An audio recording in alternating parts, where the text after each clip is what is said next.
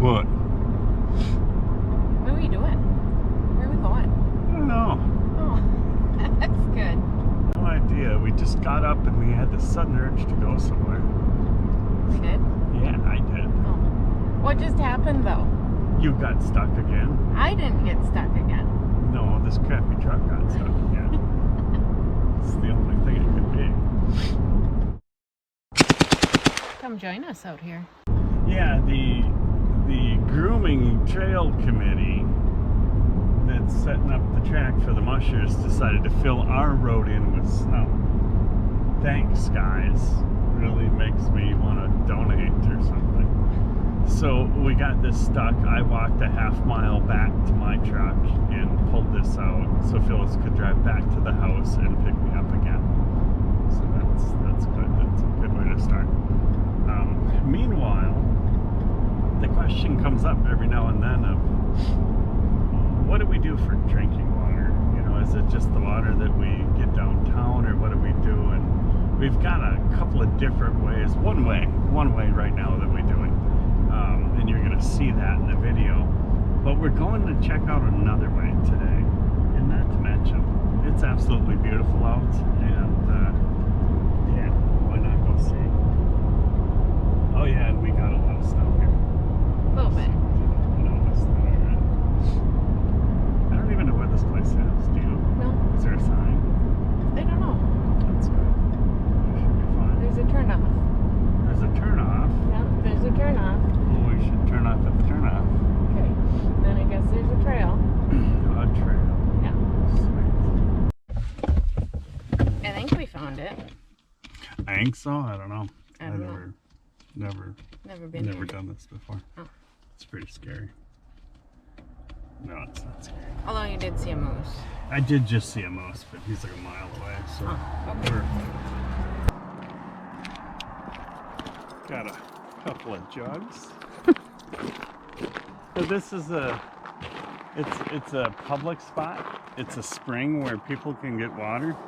We've never come here. I've never honestly had spring water. We brought a couple of jugs. I don't know what to expect. So we'll find out.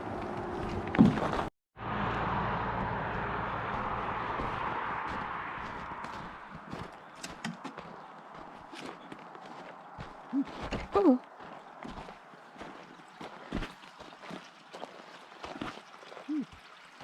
It's not icy or slippery here at all. No. Oh, look at that. How cool is that?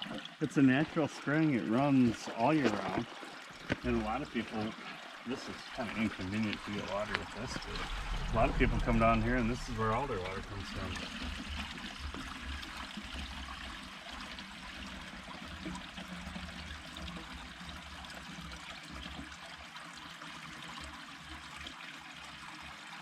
Do you think it's cold? Oh, it's a little bit warmer than freezing. I don't see any frogs, so.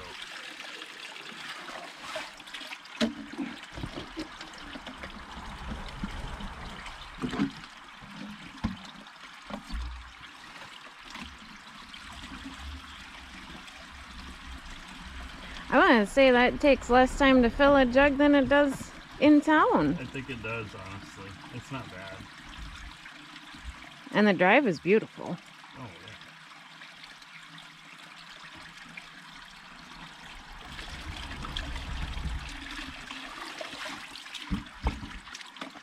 There we go. And that is the other way we get water. So we gotta try it. I don't know. I'm kind of excited.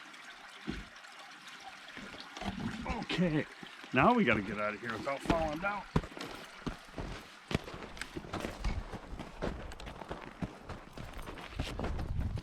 He hasn't fallen yet.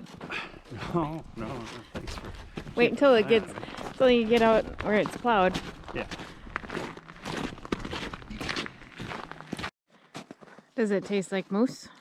I certainly hope not. Let's try it.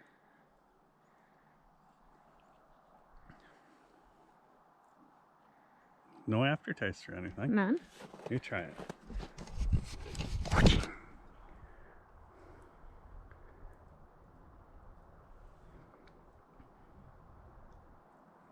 No taste. It tastes like water. Perfect. Wow. It smells like water. It does. Yeah, it's no weird smells. No. Not No. the The sulfury. sulfur, none of that. Yeah. No. It's cold. Well, there you have it, folks. That's our second way to get water. Pretty awesome. It's free and it's good for you. This is Adam from Alaska Cut the Cord. Love you, bye. What you got there? Well, I keep seeing these things around. I'm like, well, let's give it a try. This is a 2.5 gallon. That's where your purified water goes.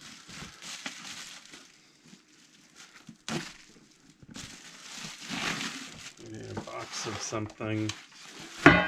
Oh, ooh, almost broke it first thing. Breaking it already. So it'll sit like that. Dirty water in, clean water out. In theory. Yeah. I hope it's not that dirty. I'm not going to use pig pond water. Not that anyone would do that. Right.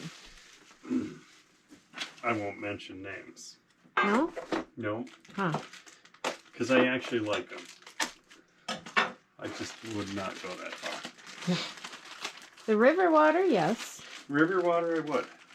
This takes out... Because it's at least clear. Yeah. At least it doesn't smell like a pig pooped in it. Right. First thing. Okay, so you have an option with these. You can get the 2 standard filters, and then you can get 2 fluoride filters as well. I guarantee you there's no fluoride in our water.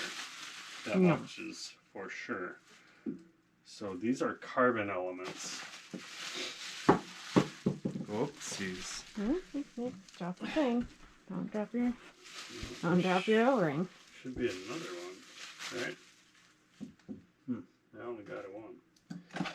Well, let's see what it takes. First thing, we'll assemble the handle on the lid. Should be easy enough. It's weird, it's so shiny I can't tell what I'm doing with the reflection. Okay, there's that. Handle on the lid. I think even I could have done that. I think so. I think it's pretty... There's only one thing that they're really adamant about you doing, and that is charging the filters. So this stuff is all relatively self-explanatory. This is the spigot where you get your water, just like a drinking fountain at a water cooler. You've got your spigot, you've got a rubber washer that you'll put on there. It's a silicone washer, so it's a nice tight fit. And then on the inside, you will have another washer that sandwiches it and a nut that tightens it down.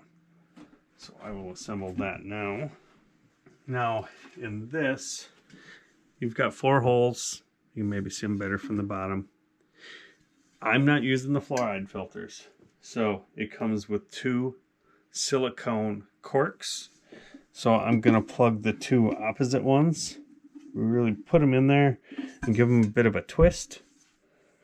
Again, do the same thing here. Push them in, give them a twist. Okay, that's done.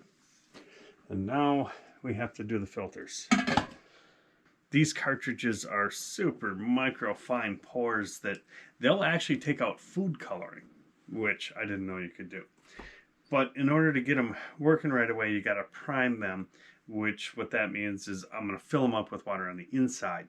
Now, it's important that the water that you're putting into them on the inside, especially this initial one, is good, clean water.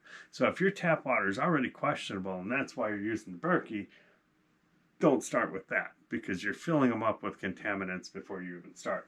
So this comes with what's called a priming button. It's a strange name for it, but what this is for, this is the stem of your filter.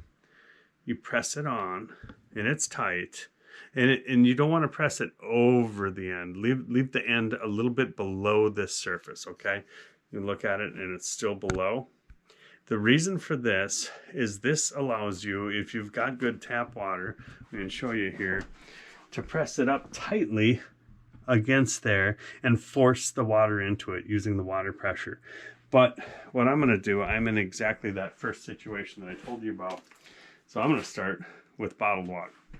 And you're supposed to put it on here and let it sweat. Let the filter actually sweat for several seconds. So that means once it's full, it's going to start to sweat. Now you see the bubbles coming in there. That means that an equal amount of water has gone into the filter. And it's releasing that. I don't know, you get a good view of that. And that priming button works really nice. It keeps anything from leaking. If you get to a point where you think it's not quite working, you can actually put a little bit of squeeze pressure on the bottle to get it going. The goal is to get it to start coming out of the filter. Oh, there it is on the side. See it? Yeah. It's starting to sweat. It's pretty. So that means that the filter is now saturated. The filter is ready to install. You want it to sweat all the way to the top if you can. Now the filter is saturated with clean water. So that's one done. We'll take that button off. We'll save it for the next one here.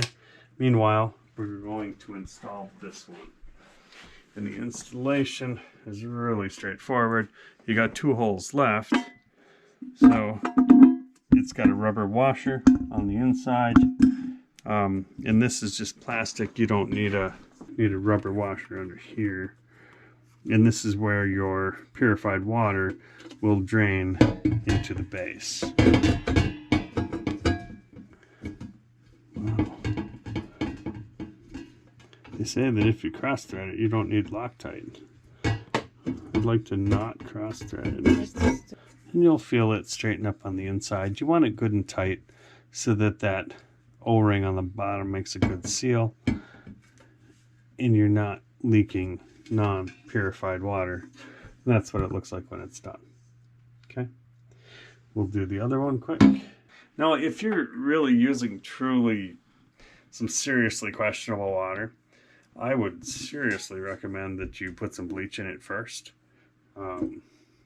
Not a lot. Not a lot. It's not like a 50-50 mix. It's like a few tablespoons of bleach will purify many gallons of water. If we were to take water right straight out of the river, I would still either boil it or put some bleach in it if I had it. Just to be sure, because if it's really truly bad water, you're just plugging up your filters. So there we are. We got 2 installed. We can set it on our base, and at this point we can fill it, and we are ready for fresh water. Set that on there. See if it just leaks all over.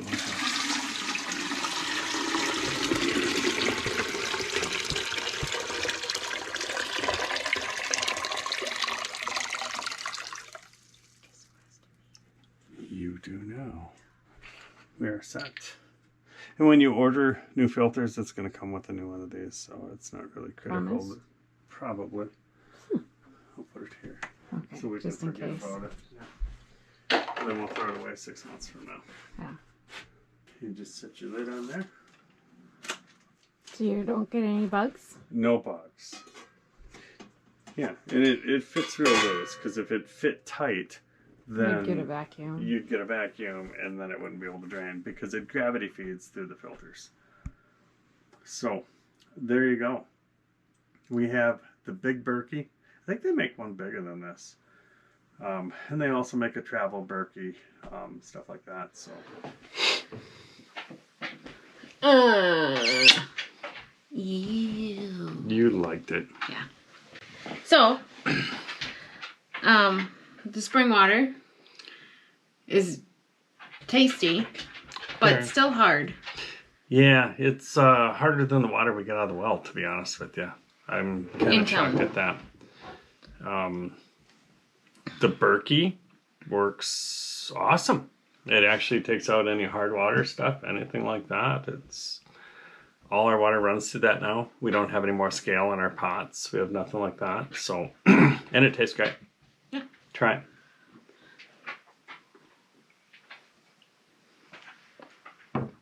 To wash the pizza taste away. No, right. But I kind of wanted to do just a momentary long-term review of the Berkey. Couple things I like, couple things I don't. I think it would be super cool if there was some sort of a sight glass or a sight tube on the side of it, because you can overfill a Berkey. You can't have the bottom already full and then add more water to the top because it'll just run out the sides. So the only way to know how much is in there is to lift off the top. So they could have just had a sight tube on the side, would be easy. And the other thing is it needs to come with some sort of a stand.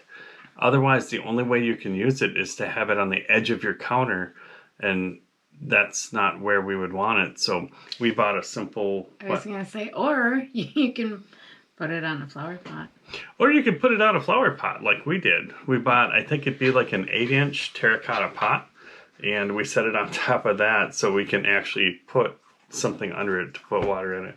But other than that, it works exactly as it's supposed to. Yeah.